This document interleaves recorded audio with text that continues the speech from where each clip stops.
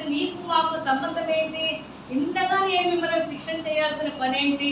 ఇంతగా మీరు లోపడాల్సిన పని ఏంటంటే, రాకడ సమయమందు యేసు యొక్క ప్రభు అయిన యేసు యొక్క రాకడ సమయమున ఆయన ఎదుట మీరు నిలవబడాలని.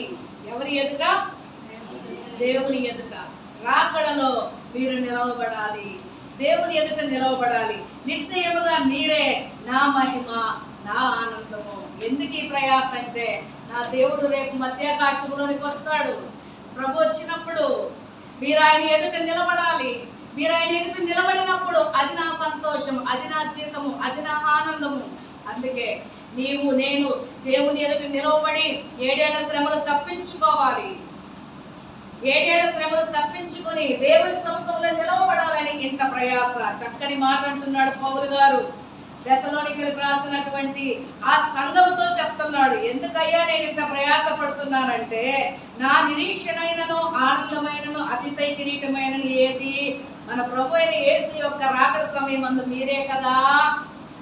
నువ్వేం సంపాదించావు సువాసనమ్మని దేవుడు నన్ను అడిగితే, అయ్యా నా అతిశయ కారణము, నా ఆనందము, నా నిరీక్షణ ఇరుగో నాయనా, నువ్వు నాకు ఇచ్చిన బిడ్డలో నేను కష్టపెట్టారు, అయిన వాళ్ళు భరించారు, నీ రాజ్యానికి హక్కుదారులై నిలిచారయ్యా, ఇరుగో ప్రభు అని చూపించినప్పుడు దేవుని సన్నిధిలో నీవు నేను మనందరము ఎత్తబడినప్పుడు నా ఆనందం మీరే అయిపోతారు, మీ ఆనందము నేనే అయిపోతా.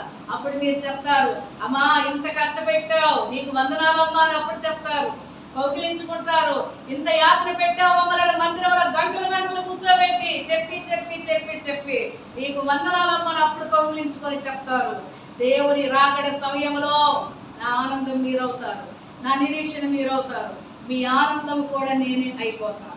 ఈ ప్రయాస అంతా, ఈ కట్టుబాట్లు, ఈ దిద్దుబాట్లు, ఈ విధానాలు ఎందుకంటే దేవుని సన్నిధిలో నిలవబడి ఆయన రాజ్యములోనికి వెళ్ళటానికి. అర్థమైన వాళ్ళు హల్లెలూయా.